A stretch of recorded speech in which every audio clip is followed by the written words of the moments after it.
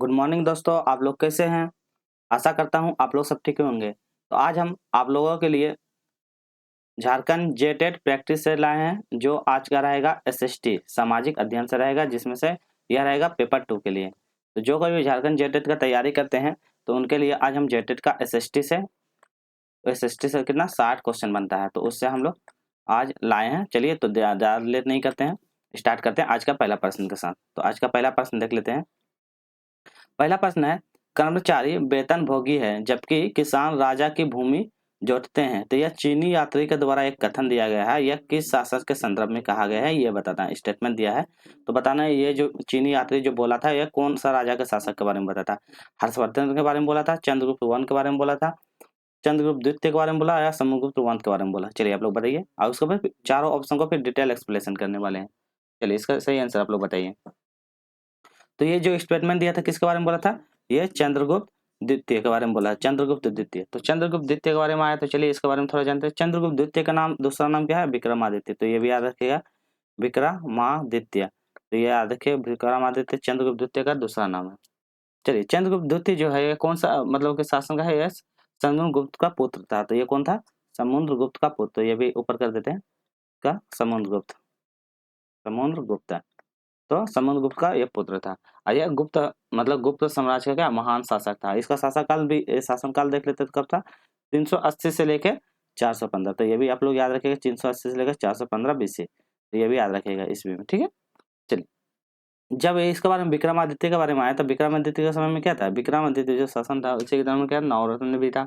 नवरत्न में मतलब कि जैसे कि अकबर के समय में भी था, ठीक है।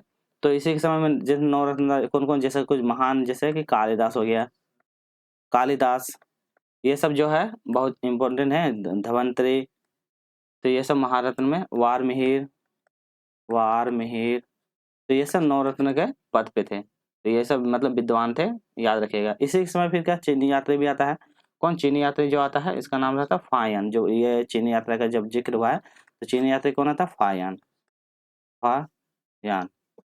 तो ये फायान आता है चीनी यात्री, तो ये भी आप लोग याद रखिएगा। चलिए, ये कहाँ इसमें इसी के द्वारा मतलब कि फायन और इसी का जो विक्रमादित्य है, विक्रमादित्य क्या सिक्के पे दर्शाया गया था, मतलब कि इसको सिक्के पे मतलब चित्र के माध्यम से इसे दर्शाया गया। चलिए इतना हो गया। अब फिर हम देख लेते हैं हर्षवर्धन के बारे में, इसको इरेज कर लेते हैं। चलिए अब इरेज हो गया। अब फिर हम लोग देखते हैं हर्षवर्धन के बारे में। तो हर्षवर्धन के बारे में हम जानते हैं।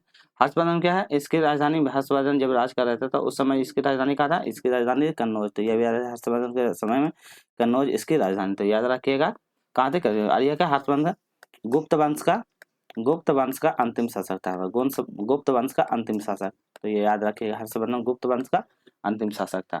इसी के समय में क्या था, इसी के समय इसका दरबारकारी का नाम कौन था, वान भट्ट। तो हर्षवर्धन का दरबारकारी का नाम वान भट्ट, याद रखिएगा। वान भट्ट के द्वारा मतलब कि हर्षचरित नामक क्या रचना की गई थी, हर्षचरित नामक रचना की गई थी वान भट्ट के द्वारा।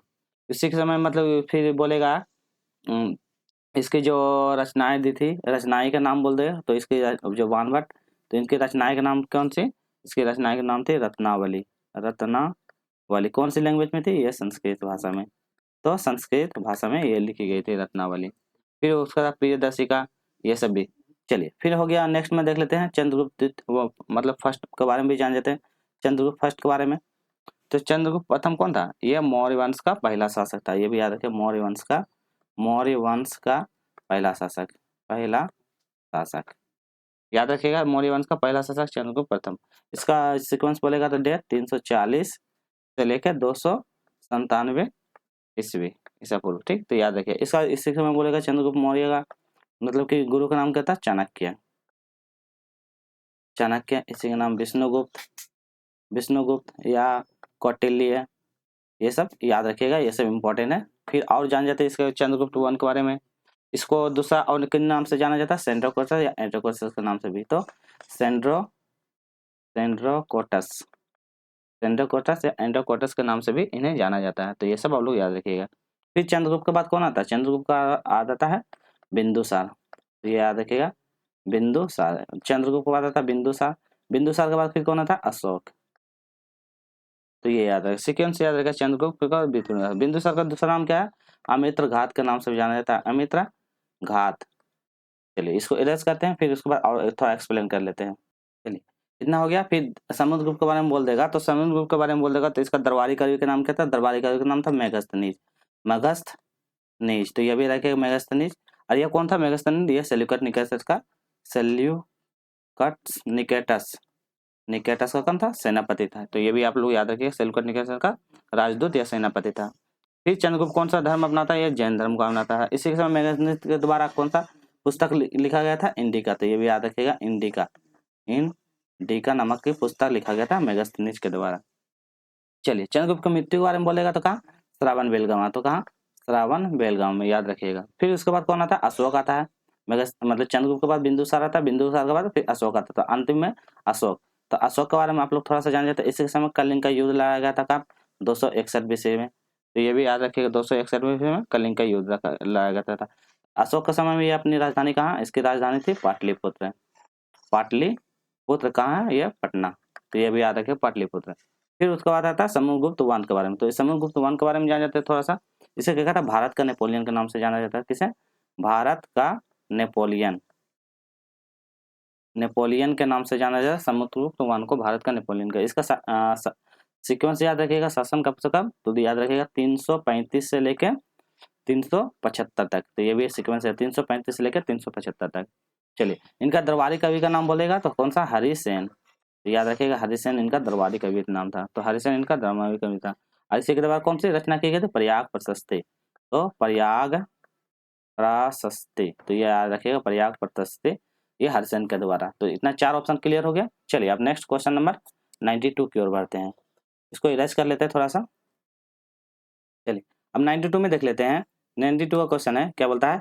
किस चोल शासक ने पल्लव को हराकर कांची पर अधिकार कर लिया? तो बताइए, पल्लव को हराकर कांची पर अधिकार करने वाला कौन सा राजा था?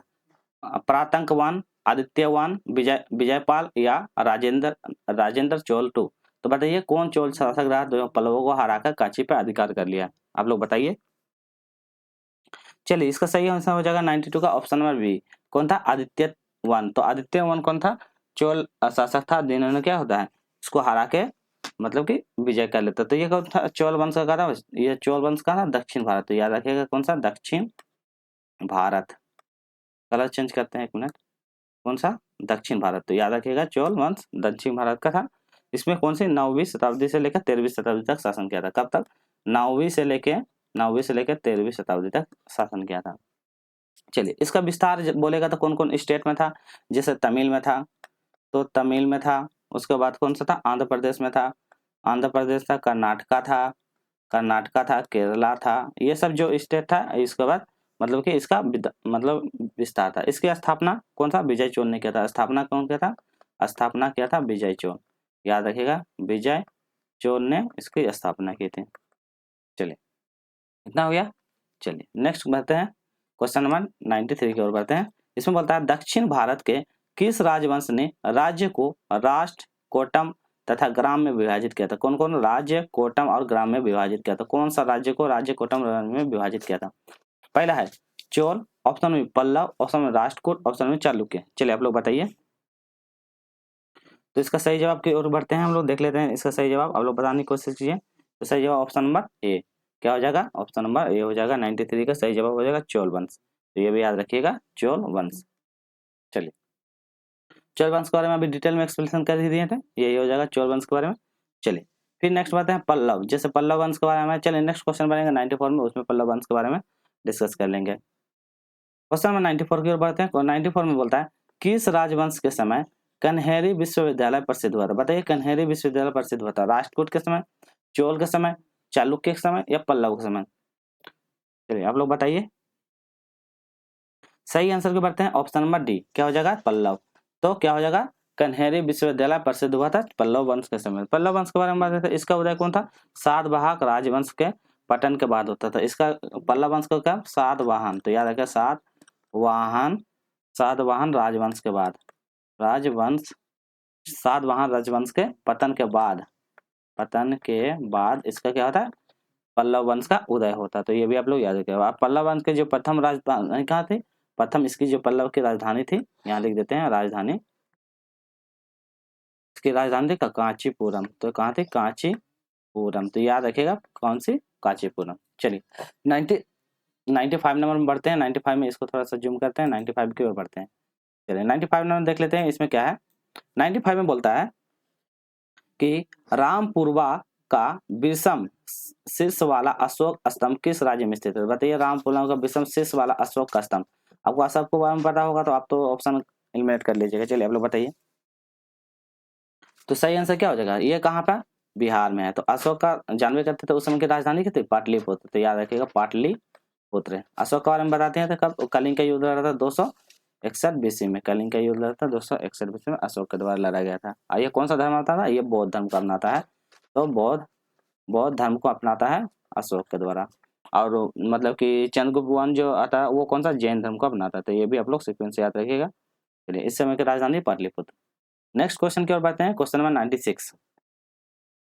इसमें देखते हैं भारतीय संविधान को अंगीकृत किया गया है, तो किसमें अंगीकृत किया गया है, संविधान सभा द्वारा, संसद के द्वारा, लोकसभा के द्वारा या राज्यसभा के द्वारा। तो बताइए भारतीय संविधान को अंगीकृत किया गया किसके द्वारा। तो 96 का आंसर हो जाएगा ऑप्शन नंबर ए, क्या हो जाएगा, संविधान सभा के द्वारा। तो संविधान सभा के द्वारा भारतीय संविधान को क्या किया गया, अंगीकृत किया गया। तो ये भी आप लोग याद रखिएगा। चलिए फिर ये सीक्वेंस याद कर लिया, संसद, लोकसभा और राज्यसभा। तो इसको याद करने के लिए 100 रोल ऑन सल्ला, ये ठीक है। तो क्या है 79, 80 और 81। तो ये याद रहेगा 100 से। संसद का 79 आर्टिकल में है, राज्यसभा का 80 में है और लोकसभा का 81 में है। तो ये भी सीक्वेंस याद करिएगा, 81 आर्टिकल का नाम भी याद रख लीजिएगा।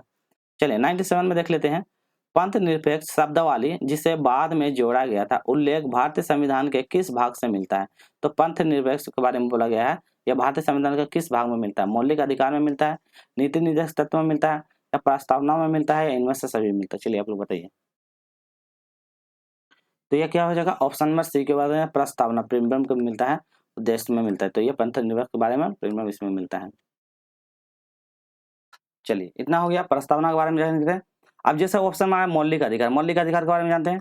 देखिए मौलिक अधिकार कितना है, आर्टिकल लेके आर्टिकल, अनुच्छेद मतलब इसको बोलते हैं अनुच्छेद। अनुच्छेद कितना 12 से लेकर 35 तक। तो ये भी याद रखिए 12 से 35 तक क्या है, मौलिक अधिकार के बारे में दिया। इसी को क्या मैग्ना कार्टा के नाम से भी जानता है, मैग्ना कार्टा के नाम से भी जाना जाता है, मैग्ना कार्टा के नाम से जानते हैं। इसमें कौन कौन सा अधिकार दिया है, जैसे समानता का अधिकार, याद रखिएगा एक में समानता का अधिकार, समानता का अधिकार 14 से लेकर 18, आपको बता देते हैं 14 से 18 के बारे में। दूसरा में बोलता है स्वतंत्रता का अधिकार, स्वतंत्रता का अधिकार ये क्या है 19 से लेकर 22 तक में है स्वतंत्रता का अधिकार। फिर बोलता है शोषण के विरुद्ध अधिकार, यहाँ शॉर्ट में लिख देते हैं शोषण के विरुद्ध का अधिकार कितना है 23 से 24 में। तो ये याद रखिए 23 से 24 में। फिर उसके बाद बोलता है धार्मिक स्वतंत्रता, धार्मिक स्वतंत्रता का अधिकार कब है, ये 25 से लेकर 28 के बीच में है। तो ये सब याद रखिए। शिक्षा और संस्कृति का अधिकार, शिक्षा और संस्कृति का अधिकार 29 से लेकर ये 29 के लेके मतलब 30 के बीच में। ये कौन है, अल्पसंख्यकों के लेके वर्ग के बारे में बताया। इतना सारा याद रखिएगा। चलिए फिर उसके बाद जो होता है संवैधानिक उपचारों का अधिकार के बारे में कौन सा, आर्टिकल 32 में भी दिया हुआ है। चलिए इसको इरेज करते हैं, फिर नेक्स्ट आर्टिकल बढ़ते हैं हम लोग। चलिए इतना क्लियर हो गया। आप देखते हैं हम नीति निर्देशक तत्व, नीति निर्देशक तत्व के बारे में जानते हैं। नीति निर्देशक तत्व जो है ये क्या है, ये भाग पार्ट 4 में लिया जाए। तो ये भी याद रखिएगा पार्ट कितना 4 में नीति निर्देशक तत्व के बारे में डिस्कस किया गया था। इसमें क्या बोलता है, जैसे कि नीति निर्देशक जैसे कितना आर्टिकल 40 अनुच्छेद 40 में ग्राम पंचायत के बारे में, कौन सा ग्राम पंचायत के बारे में, ग्राम पंचायत के आर्टिकल 40 में है वर्णन किया हुआ है। फिर समान सिविलता का अधिकार कब 44 में, समान सिविलता का अधिकार, समान सिविलता का अधिकार दिया हुआ है। अनुच्छेद 45 में बच्चों के लिए शिक्षा का अधिकार, अनुच्छेद 45 में शिक्षा का अधिकार के बारे में बोलता है। तो ये याद रखिएगा शिक्षा का अधिकार में। फिर 48A में पर्यावरण संरक्षण का, पर्यावरण के संरक्षण के बारे में। और 51 में अंतर्राष्ट्रीय शांति सुरक्षा के बारे में बोला था। तो इतना सारा नीति निर्देशक तत्व से याद रखिएगा। चलिए नेक्स्ट क्वेश्चन की ओर बढ़ते हैं 98 में। इसमें देखते हैं क्या बोलता है, बालक के अधिकार बिल 1992 के कौन सा अनुच्छेद यह कहता है कि मुझे मेरे अधिकार को जानने का अधिकार। तो जानने का अधिकार कौन सा है, अनुच्छेद 42, अनुच्छेद 12, 13, ऑप्शन नंबर सी बोलता है 23, 28, 29 और ऑप्शन नंबर डी अनुच्छेद 36। आप लोग बताने की कोशिश कीजिए कौन सा हो जाएगा इसका सही जवाब। तो हम लोग आंसर की ओर बढ़ते हैं। इसका सही जवाब ऑप्शन नंबर ए क्या हो जाएगा 42, अनुच्छेद 42 के अंतर्गत बोलता है इसमें जानने का अधिकार। तो यह कौन सा आर्टिकल, यह राज्य के नीति निर्देशक तत्व सिद्धांत अभी जस्ट बताए थे, राज्य के नीति निर्देशक सिद्धांत के, राज्य के नीति निर्देशक सिद्धांत के अनुसार में ही आ जाएगा। इसमें क्या है, कार्य करने वाले को उचित वेतन, समय, बिल, मौलिक अधिकार, कार्य करने के दौरान सुरक्षा आदि प्रभावित करने का, यह इसी के अंतर्गत में आता है। ठीक है, अब जैसे कि अंकर 12-13 का आया, तो 12-13 के बारे में जस्ट बता दिए थे, क्या हुआ था 12-13 में, वही मतलब कि जो क्या बोलता है राज्य के भाषा के बारे में, राज्य के बारे में, इसमें राज्य के बारे में वर्णन किया है। 13 में क्या बोलता है, इसमें बोलता है मूल अधिकार या कानून लागू नहीं होना, मूल अधिकार के बारे में बोलता है। 23, 28, 29, 23, 28, 29 में ये, 23 में शोषण का विरुद्ध अधिकार, 28 में धार्मिक स्वतंत्रता के बारे में बोलता है, 29 में क्या बोलता है शिक्षा का अधिकार, अल्पसंख्यक वर्ग को जो है हितों का संरक्षण के बारे में बोलता है, 29 में के बारे में। चलिए इतना हो गया। नेक्स्ट हम लोग आगे की ओर बढ़ते हैं। चलिए क्वेश्चन नंबर 99 की ओर बढ़ते हैं। 99 में देखते हैं कि क्या होता है। आपको डिटेल एक्सप्लेनेशन अच्छी लग रही होगी तो वीडियो को लाइक शेयर सब्सक्राइब जरूर कीजिएगा, क्योंकि देखिए एग्जाम में आपको डिटेल एक्सप्लेनेशन जरूरी है, क्योंकि एग्जाम में बहुत ज़्यादा है, आपको किसी क्वेश्चन नहीं रखना, डिटेल में पढ़ते जाइए। मौलिक अधिकार नहीं पूछा है, तो मौलिक अधिकार कौन सा नहीं है, समानता का अधिकार, स्वतंत्रता का अधिकार, मतदान का अधिकार, संवैधानिक उपचार का अधिकार। अब जस्ट बता दिए, अब बताइए तो कौन सा हो जाएगा। अभी इतना डिस्कस किया था, ऑप्शन नंबर सी इसका हो जाएगा। कौन सा सही जवाब हो जाएगा, मतदान का अधिकार, ये नहीं है, बाकी सब है। समानता का अधिकार कितना, अभी जस्ट बताए थे, समानता का अधिकार ना 14 से लेकर 18 के बीच में, तो कितना आर्टिकल 14 से लेकर 18 के बीच में समानता का अधिकार है। स्वतंत्रता का अधिकार, स्वतंत्रता का अधिकार कहाँ, अभी जस्ट बताए थे कब, 19 से लेकर 22 के बीच में, 19 से लेकर 22 के बीच में स्वतंत्रता का अधिकार है।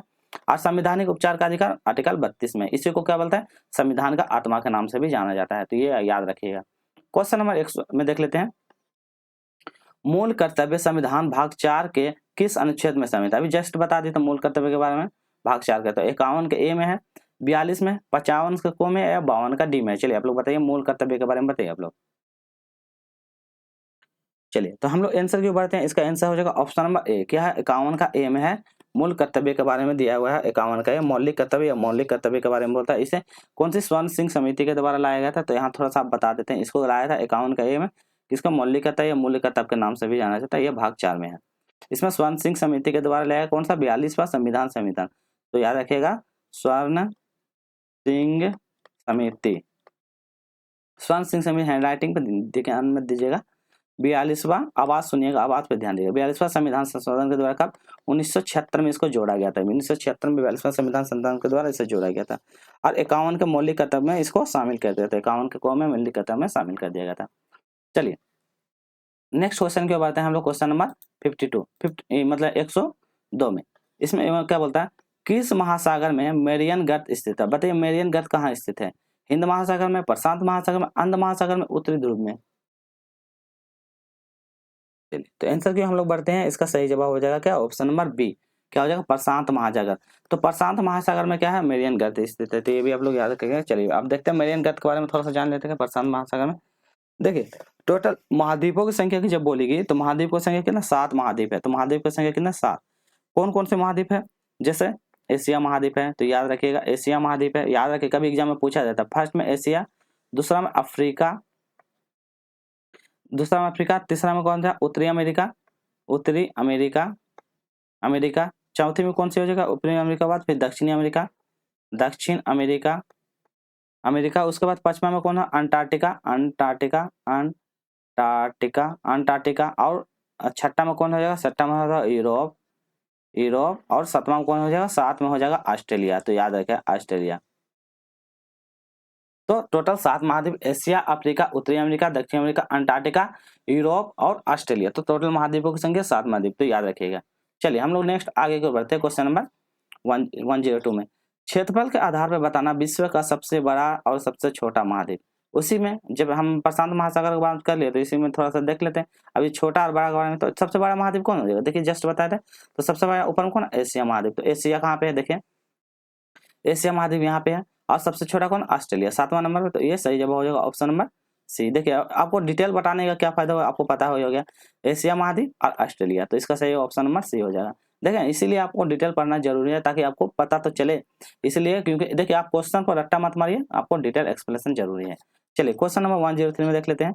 निम्नलिखित में से कौन सा एक पृथ्वी का परिमंडल नहीं है, तो पृथ्वी का परिमंडल नहीं है, वायुमंडल, ओजोन मंडल, जैव मंडल या स्थल मंडल, बताइए कौन सा इसका नहीं है। आप मंडल के बारे में आया फिर हम लोग एक्सप्लेन कर लेंगे। चलिए तो इसका सही ऑप्शन नंबर बी, क्या ओजोन, ओजोन क्या है पृथ्वी का परिमंडल नहीं है, बाकी वायुमंडल, जैव मंडल, स्थल मंडल। वायुमंडल जो पृथ्वी के साथ है, तो टोटल मंडलों की संख्या कितनी है, तो आप लोग यहाँ बता दे रहे हैं टोटल 5 मंडल है, कितनी 5 मंडल है यहाँ पे यार, 1 2 3 4 5, तो वायुमंडल 5 मंडल, पहला हो जाएगा क्षोभ मंडल, तो याद रखिएगा क्षोभ मंडल, क्षोभ मंडल। उसके बाद समताप मंडल, समताप मंडल, उसके बाद मध्य मंडल, उसके बाद बाह्य मंडल, उसके बाद बहिर्मंडल, इसको बोलते हैं बहिर्मंडल। ठीक है, तो टोटल मंडलों की संख्या देखिए, जितने भी वर्षा या मौसम संबंधी जैसे दिन रात घटना, जैसे शीत ऋतु, गर्मी, ये सब जितने होते हैं ये इसमें आती है। समताप मंडल में हवाई जहाज उड़ना, ओजोन परत, ओजोन परत कौन से इसी मंडल में पाई जाती है, तो ओजोन परत वगैरह जो है इसी मंडल। मध्य में क्या, उल्का पिंड आकर जलना, उल्का पिंड का आकर जलने की प्रक्रिया इस मंडल। वायुमंडल के जरिए इसमें रेडियो, रेडियो सैटेलाइट वगैरह जितनी छोड़ा जाती है इसमें अंदर। और बहिर्मंडल में हीलियम, हीलियम और हाइड्रोजन, हाइड्रोजन 2 गैस पाई जाती है, तो ये याद रखिएगा। वायुमंडल में जान गए, जैव मंडल जिसमें से जीव लोग रहते हैं। ओजोन मंडल के बारे में जस्ट अभी बता दें, इसमें क्या था, यूवी रे निकलती है ओजोन मंडल। स्थल मंडल जिसमें हम लोग निवास करते हैं। चलिए क्वेश्चन नंबर 104 के बताएं, संगमरमर का उदाहरण है, बताइए। कायंती चट्टान, अवसादी चट्टान, आग्नेय चट्टान और प्लूटोनिया चट्टान, बताइए कायंती का उदाहरण बताइए आप लोग। चलिए आंसर की पहले आंसर देख लेते हैं फिर डिटेल एक्सप्लेन। तो 104 का ऑप्शन नंबर ये हो जाएगा कायंती चट्टान। आप जानते हैं कायंती चट्टान क्या होता है, अवसादी चट्टान क्या होता है, ये सब बारे में सारा डिटेल हम लोग देख लेते हैं। देखिए कायंती चट्टान को इंग्लिश में मेटाफॉर्मिक चट्टान बोलता है। इसका निर्माण क्या होता है, आग्नेय और अवसादी चट्टान से मिलता है। किससे, आग्नेय, आग्नेय प्लस अवसादी, अवसादी, आग्नेय और अवसादी चट्टान मिलकर क्या कहते हैं, इसका मिलता है। और इसका निर्माण कहता है उच्च ताप और दाब के कारण। तो किसका कैसे होता है, उच्च ताप, उच्च ताप और दाब के कारण इसका निर्माण होता है। अपसादी चट्टान का मतलब, अपसादी चट्टान को इंग्लिश में बोलते हैं सेडिमेंट्री। इसका निर्माण क्या होता है, तलछट से। क्या होता है, याद रखिएगा, तलछट, तलछट। कलर चेंज करते हैं ताकि आपको देखने में भी आसानी होगा। चलिए इसका निर्माण होता है तलछट। क्या होता है, तलछट और तथा मतलब कि जमाव या सीमेंटीकरण का होता है। इसमें अक्षय अपर्दन और परिवहन का जमाव, अक्षय अपर्दन और परिवहन का कारण होता है। आग्नेय चट्टान क्योंकि एग्जाम में पूछता है तो थोड़ा थोड़ा याद रहेगा। आग्नेय चट्टान मैग्मा और लावा का ठंडा होकर जमने से होता है। मैग्मा और लावा के, तो मैग्मा प्लस लावा, तो याद रखें मैग्मा और लावा का क्या है, ठंडा होकर जमने से इसका निर्माण करता है। इसको क्या कहता है, प्राथमिक चट्टान के नाम से भी जाना जाता है। तो याद रखें प्राथमिक चट्टान के नाम से भी जाना जाता है। अब पृथ्वी का आंतरिक मैग्मा तथा लावा से बनती है, इसे ठोस चट्टान के भी नाम से जाना जाता है। कौन सी, ठोस चट्टान के नाम से भी जाना जाता है। चलिए हम लोग जानते हैं, अब फिर आग्नेय चट्टान के 2 पार्ट भी होते हैं, अंतर्भेदी चट्टान और बहिर्भेदी। अंतर्भेदी मतलब जो नीचे ठंडा होकर जमता है उसको बोलते हैं। और बहिर्भेदी चट्टान जो बाहर जो आ जाता है, उल्का पिंड जैसे कि जब ज्वालामुखी होता है तो बाहर आके जो आके जम जाता है तो इसी के अंदर आ जाता है। चलिए इतना हो गया। फिर नेक्स्ट बढ़ते हैं 105 की ओर। इसमें बोलता है अपक्षय एवं अपर्दन की संयुक्त क्रिया को क्या कहते हैं। अभी जस्ट बता दिए, अपघटन बताएं, जलीकरण, कार्बन डाइऑक्साइड का अनाच्छादन, बताइए अपक्षय और अपर्दन की प्रक्रिया को क्या कहते हैं। हम क्या कहते हैं, इसको अनाच्छादन कहते हैं। क्या कहते हैं, अनाच्छादन कहते हैं। चलिए 106 में बताएं, कौन सा भू आकृति विश्व की छत के नाम से जाना जाता है। जहाँ एक्सप्लेनेशन हो एक्सप्लेन कर देंगे। तो भू आकृति छत के आकार के नाम से भी जाना जाता है। महा हिमालय, पमीर हिमालय, तिब्बत पठार या दक्षिण पठार। सही जवाब हो जाएगा पमीर का पठार। कौन सा, पमीर का पठार। चलिए क्वेश्चन नंबर 7 की ओर बढ़ते हैं। इसमें देख लेते हैं, भारत के किस राज्य में ग्रीष्म ऋतु सामान्यतः काली वैशाख, काल वैशाख या हवाई चलती है। तो काल वैशाख वाली हवाई चलती है कौन सा में, पश्चिम बंगाल में, असम में, उड़ीसा में या बिहार में। चलिए इसका सही जवाब हो जाएगा ऑप्शन नंबर ए। कहाँ, काल वैशाख पश्चिमी मतलब पश्चिम बंगाल में यह चलती है। चलिए नेक्स्ट क्वेश्चन की ओर बढ़ते हैं। 108 में देख लेते हैं, भारत के किस क्षेत्र में याक पशु मिलता है। तो बताइए याक पशु कहाँ मिलता है, सुंदरबन में मिलता है, अरुणाचल प्रदेश में मिलता है, दार्जिलिंग में मिलता है या लद्दाख में मिलता है। ये सब में डिटेल एक्सप्लेनेशन नहीं करेंगे, ये सब का डायरेक्ट आंसर बनेंगे। तो ये कहाँ मिलता है, लद्दाख में मिलता है। चलिए नेक्स्ट क्वेश्चन नंबर 109 में देख लेते हैं, निम्नलिखित में से किस एक स्थान पर एंटीबायोटिक दवाएं उत्पादित किया जाता है। एंटीबायोटिक दवाई कहाँ पे उत्पादित किया जाता है, ऋषिकेश में, देहरादून में, शिमला में या चंडीगढ़ में। तो इसका सही हो ऑप्शन नंबर ए, कहाँ, ऋषिकेश में, याद रखिएगा आप लोग। चलिए क्वेश्चन नंबर 110 में देख लेते हैं, भारत में उपभोक्ता संरक्षण अधिनियम किस वर्ष लागू किया गया था। बताइए उपभोक्ता संरक्षण अधिनियम 1982 में, 1986 में, 1988 में, 1991 में। तो उपभोक्ता संरक्षण अधिनियम 1986 में ये किया गया था।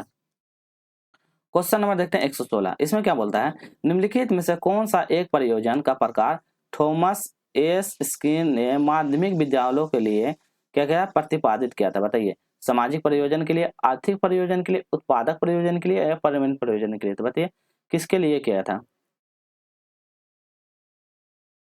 तो इसका सही जवाब को बताते हैं हम लोग। इसका सही जवाब ऑप्शन नंबर सी क्या हो जाएगा, उत्पादक प्रयोजन के दौरान। तो क्या हो जाएगा, उत्पादन परियोजना के दौरान।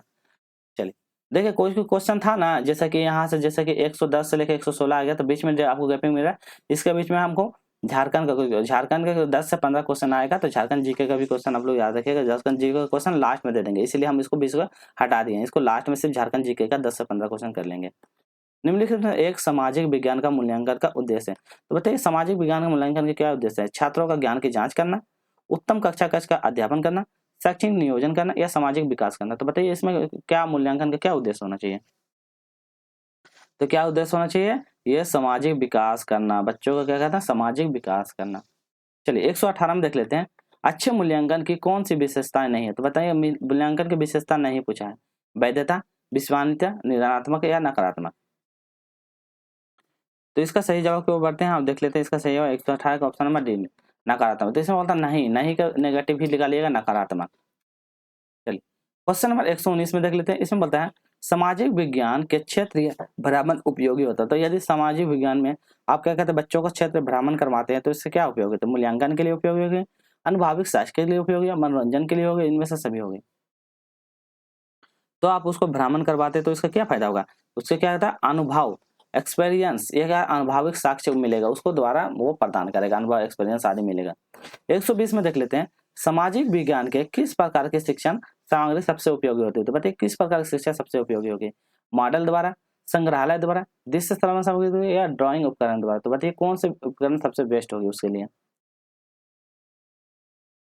उसके लिए कौन सी बेस्ट होगी? ऑप्शन नंबर बी, क्या होता है? संग्रहण।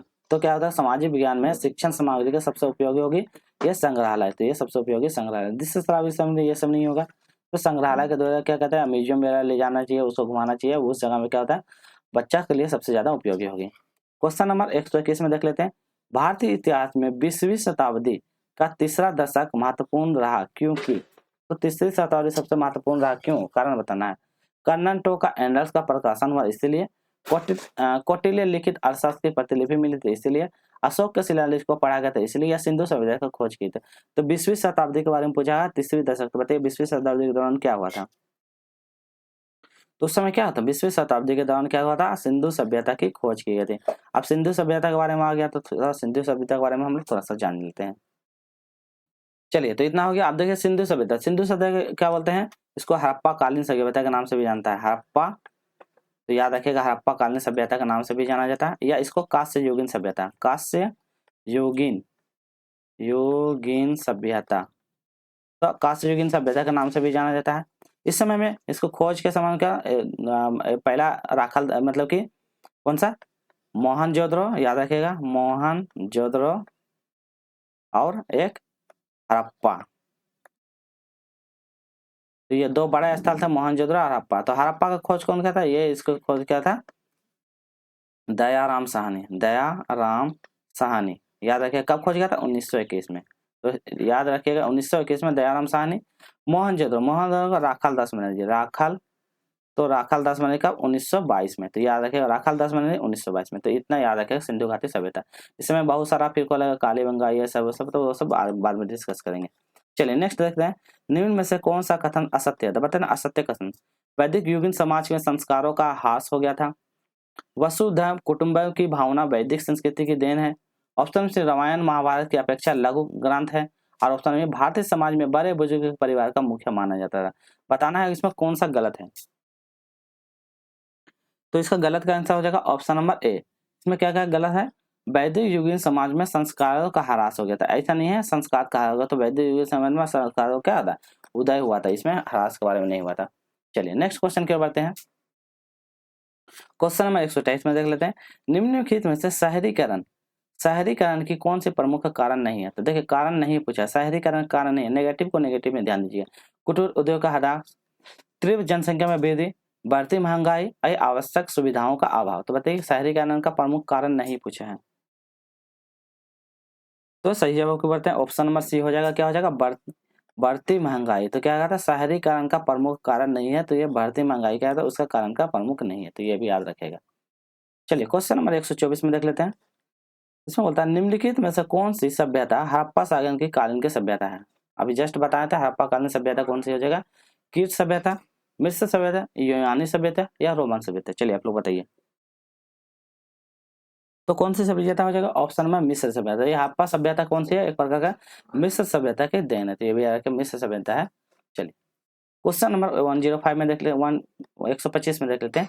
भारतीय समाज में महिलाओं की स्थिति में सुधार की दिशा में किए गए प्रयास का संदर्भ निम्नलिखित में कौन सा कथन सही नहीं? तो बताइए महिलाओं को दिशा को प्रयास में सुधार के लिए कौन सा कथन सही नहीं पूछा है। पहला देख लेते हैं, मद्रास प्रदेशी क्या है वीरेशलिंगम पतलू ने विधवा विधवा विधानसभा समर्थन का संगठन बनाया था। ऑप्शन नंबर बी बोलता है जवाहरलाल नेहरू ने एवं सुभाष चंद्र बोस ने महिलाओं के लिए अधिक स्वतंत्रता एवं मांग समर्थन किया था। ऑप्शन में सी बोलता है पंडित रमाबाई ने उच्च जाति की महिलाओं को दुर्दशा को सुधारने का प्रयास किया था। और ऑप्शन नंबर डी बोलता है ताराबाई सिंधी ने क्या कहते हैं स्त्री पुरुष की तुलना के नाम पे कृपया प्रकाशित की थी और उसके बारे में रूढ़िवादी के विचार का समर्थन किया था। तो आप लोग बताइए इसमें कौन सा सही हो जाएगा, कौन सा नहीं सही पूछा है ना, कौन सा कथन सही नहीं पूछा है, मतलब सुधार के समय में कौन सा नहीं है उसको बताइए। थोड़ा सा इसको स्मॉल कर देना है। चलिए आप लोग बताइए, चलिए आप लोग बनाइए। इसका सही जवाब ऑप्शन नंबर सी हो जाएगा। क्या हो जाएगा? पंडित रमाबाई ने उच्च जाति की महिलाओं को दूसरा सुधारने का प्रयास किया था। ऐसा नहीं है, ये उच्च जाति को सुधारने का प्रयास का ये सही नहीं है। बाकी सारा ऑप्शन सही है। ये भी है जवाहरलाल नेहरू ने ये किया था, ये संगठन बनाया था और ताराबाई सिंधिया के द्वारा स्त्री पुरुष तुलना नामक किताब प्रकाशित की और रूढ़िवादी विचारों का वर्णन भी किया था। तो ये भी आप लोग याद रखिएगा। चलिए क्वेश्चन नंबर 126 में बढ़ते हैं, देख लेते हैं। इसमें बोलता है निम्नलिखित में सगुण क्या सगुण भक्ति प्रचारक संत थे। तो बताइए सगुण भक्ति प्रचारक का संत कौन थे? कबीर थे, नानक थे, निबाग थे या दादू थे? चलिए इसका सही जवाब क्यों बढ़ते हैं? ऑप्शन नंबर सी कौन था? ये निर्वाक थे। तो कौन था? सगुण भक्ति के प्रचारक। तो याद रखिए सगुण भक्ति के प्रचारक निर्वाक थे। क्वेश्चन नंबर 127 मुगल कालीन कला के बारे में कौन सा कथन असत्य बताइए? असत्य बताइए। बीजपुर में इब्राहिम रोजा है। ऑप्शन में भी बता अकबर के फतेहपुर सीकरी 1585 में बाद बनवाई गई थी। ऑप्शन में सी बोलता है अकबर का मकबरा सिकंदरा में है। ऑप्शन में डी बोलता है शाहजहां ने दिल्ली में तख्ते हाउस को बनवाया था। बताइए कौन सा इसमें असत्य पूछा, नेगेटिव बताना है। 127 का सही जवाब बताइए आप लोग। तो इसके सही जवाब हो जाएगा ऑप्शन नंबर बी। क्या हो जाएगा सही जवाब? ऑप्शन नंबर बी अकबर के फतेहपुर सीकरी 1585 के बाद बनवाई गई थी। ये गलत है। चलिए 128 की ओर बढ़ते हैं, इसमें देख लेते हैं। महाराणा प्रताप की मृत्यु के समय आयु थी 67 वर्ष की थी, 54 वर्ष की थी, 57 वर्ष की थी या 49 वर्ष की थी? चलिए आप लोग बताइए। तो इसका सही जवाब है ऑप्शन नंबर सी। क्या हो जाएगा? ऑप्शन नंबर सी 57 वर्ष की। तो याद रखिए 57 वर्ष की महाराणा प्रताप की आयु थी।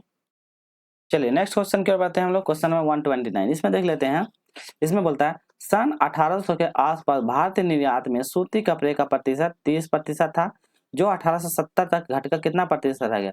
तो बताइए सूती 1800 के आसपास में कितना 30% था, तो 1870 के दशक में घटकर कितना हो गया? 25 हो गया, 15 हो गया, 8 हो गया या 3 हो गया? तो बताइए कितना प्रतिशत हो गया था?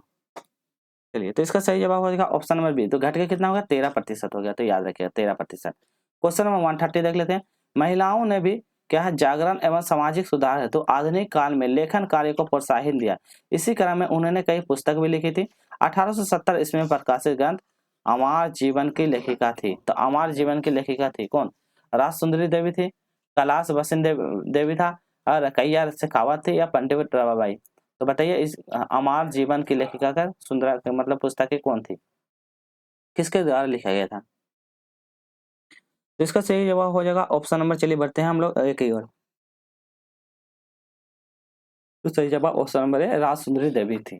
चलिए नेक्स्ट क्वेश्चन नंबर, इसको थोड़ा सा छोटा कर लेते हैं। चलिए 131 में देख लेते हैं। इसमें क्या बोलता है? राष्ट्रपति चुनाव से संबंधित गलत कथन बताना। राष्ट्रपति चुनाव से संबंधित गलत कथन बताइए। चुनाव से संबंधित विवाद सिर्फ उच्चतम न्यायालय में ही उठा सकते हैं। ऑप्शन में बोलता है सभी विधायकों के मत समान मूल्य रखते हैं। ऑप्शन में सी बोलते हैं सभी सांसदों के मत समान मूल्य रखते हैं। और ऑप्शन में मनोनीत सदस्य मतदान में भाग नहीं ले सकते। तो इसमें क्या बोलता है? गलत संबंध बताना है। आप लोग गलत बताने की कोशिश कीजिए, इसमें कौन सा गलत है स्टेटमेंट? तो ये तो आसानी है। चलिए तो इसका सही जवाब ऑप्शन नंबर सी। क्या हो जाएगा? सभी सांसदों के मत समान मूल्य रखते थे। ये नहीं होगा, ये नेगेटिव है। ये कहते हैं समान मूल्य रखते हैं, ये गलत कथन है। क्वेश्चन नंबर 132 में देख लेते हैं।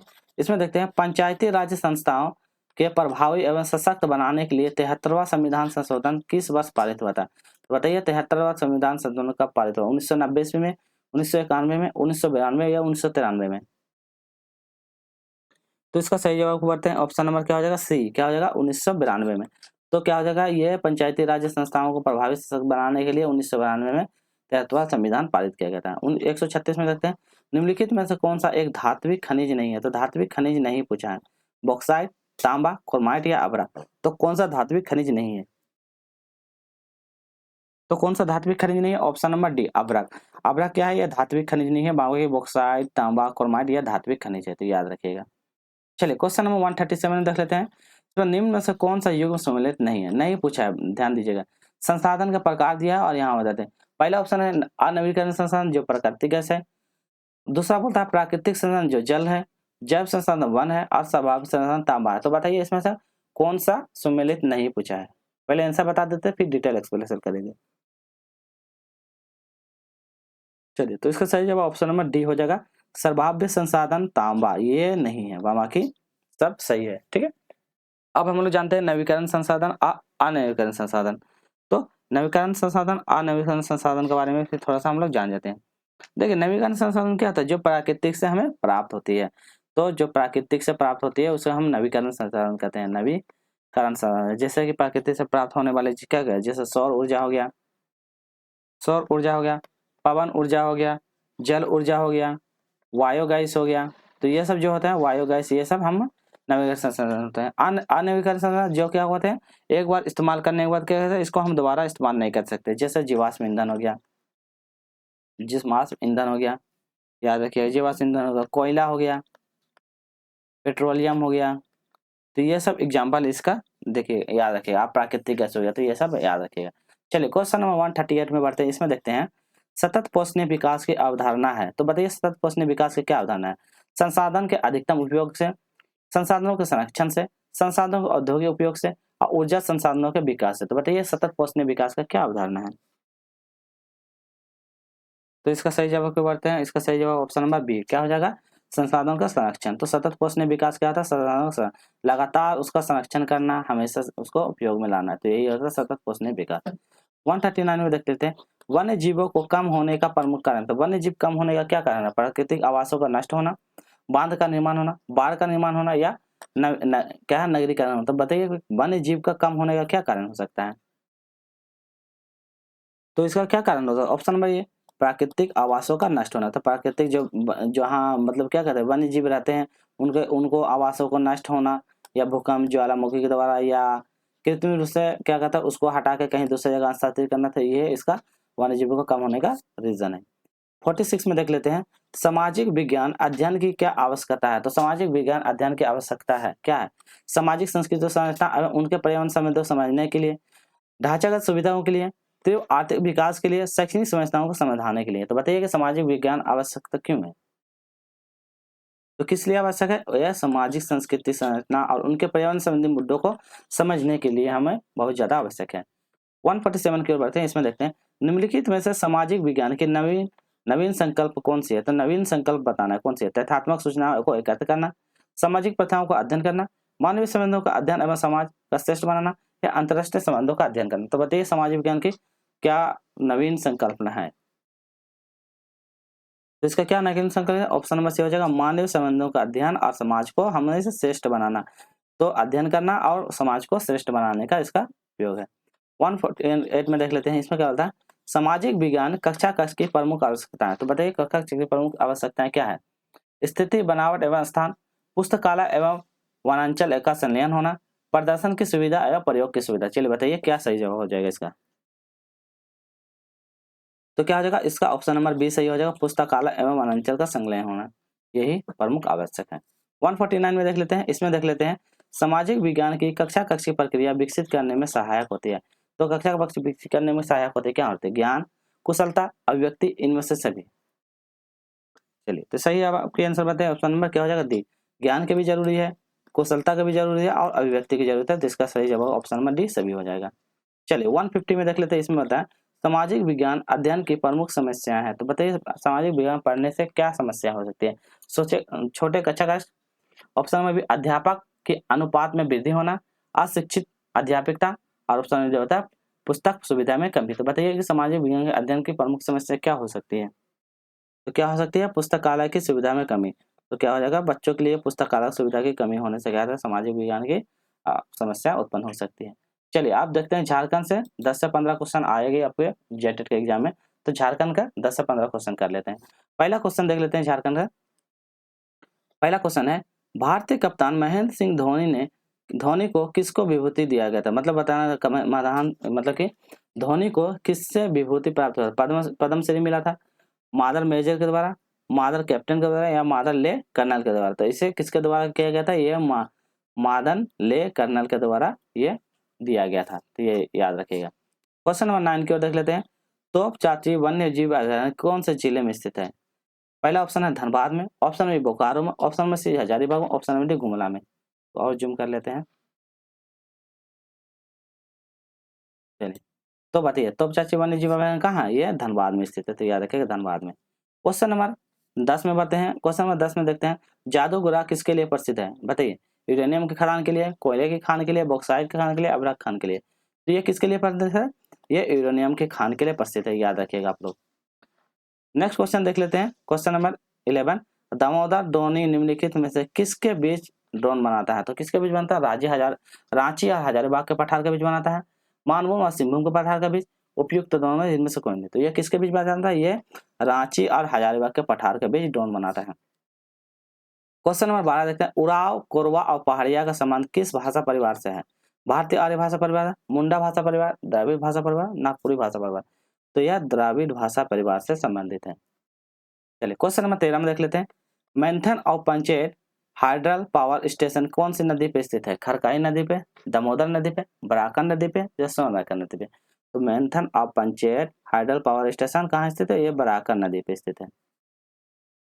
क्वेश्चन नंबर 14 की ओर बढ़ते हैं। इसमें देख लेते हैं, झारखंड में किस वर्ष प्रथम औद्योगिक नीति को लागू किया गया था?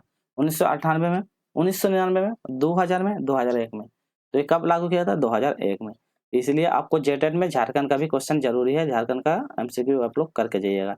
2011 की जनगणना के अनुसार झारखंड की साक्षरता दर कितनी थी? 66.40%, 70.12%, 53.40% और ऑप्शन नंबर 62.78%। तो कितना था? 11 की जनगणना के अनुसार ये था 66.40%। तो याद रखिएगा 66.40%। क्वेश्चन नंबर और देख लेते हैं यहाँ से। क्वेश्चन नंबर 16 में देख लेते हैं। इसमें क्या बोलता है, झारखंड के किस जिले में ऑटो आनुवांशिक उद्योग संकेंद्रण है? तो कौन सा? रांची, पश्चिम सिंहभूम, गढ़वा या लोहरदगा? तो कहाँ पे है ऑटो आनुवांशिक उद्योग? है या पश्चिम सिंहभूम में। झारखंड में मनाए जाने वाला एक लोकप्रिय जनजातीय त्योहार कौन सी है? दीपावली, होली, छठ या सरहुल? तो कौन सा त्योहार मनाया जाता है? यह सरहुल त्योहार मनाया जाता है। झारखंड के किस जिले में अभ्रक का सबसे बड़ी खान स्थित है? कोडरमा, धनबाद, लातेहार, चतरा? तो अभ्रक का सबसे बड़ी खदान कहाँ है? ये कोडरमा में स्थित है। क्वेश्चन नंबर 19 में देख लेते हैं, झारखंड राज्य में 2000 में कितने जिले का गठन किया गया और वर्तमान में कुल कितने जिले हैं? तो कितने जिले का गठन किया था? 18 या 24, 20 24, 21 18 या 19 24? तो क्या जब 2000 का मतलब कि गठन हुआ था तो उसमें पहले था 18, फिर उसको बाद में जोड़ दिया गया था, तो टोटल 18 और 24 6 जिलों को जोड़ दिया गया था। नेक्स्ट बनाते हैं, भारत का सबसे बड़ा उर्वरक कारखाना कहाँ स्थित है? जमशेदपुर में, सिंदरी में, बोकारो में, उड़ीसा में? तो सबसे बड़ा उर्वरक कारखाना कहाँ है? सिंदरी में स्थित है। क्वेश्चन नंबर 21, भारत में कोयला रिजर्व के तहत झारखंड का प्रतिशत कितना है? 80%, 90%, 75% या 85%? तो कोयला रिजर्व के तहत झारखंड का प्रतिशत कितना है? ये 90% स्थित है, याद रखें। क्वेश्चन नंबर 22 में बढ़ते हैं। इसमें देख लेते हैं, किस खनिज में एकमात्र उत्पादक राज्य झारखंड है? यूरेनियम और पाइराइट के लिए, कोयला यूरेनियम के लिए, अभ्रक और पाइराइट के लिए, यूरेनियम और बॉक्साइट के लिए? तो झारखंड एकमात्र राज्य है यूरेनियम और पाइराइट के लिए। अगला क्वेश्चन देख लेते हैं, निम्नलिखित में किसे एशिया का सबसे बड़ा स्टील संयंत्र कहा जाता है? टाटा स्टील को, बोकारो स्टील प्लांट को, जिंदाल स्टील प्लांट को? इनमें से कोई नहीं। तो किसे कहा जाता है? ये बोकारो स्टील प्लांट को कहा जाता है एशिया का सबसे बड़ा स्टील प्लांट। तो आज के लिए इतना ही करते हैं जेटेट का। आज का प्रैक्टिस सेट कंप्लीट होता है, फिर हम लोग मिलते हैं नेक्स्ट प्रैक्टिस सेट में। तो आपको क्या करना है, लाइक करना है, वीडियो को ज़्यादा से ज़्यादा शेयर करना है, और जो नए हैं चैनल को सब्सक्राइब जरूर कर लीजिएगा ताकि आपको इसी तरह का अपडेट हमेशा मिलता रहे। तो फिर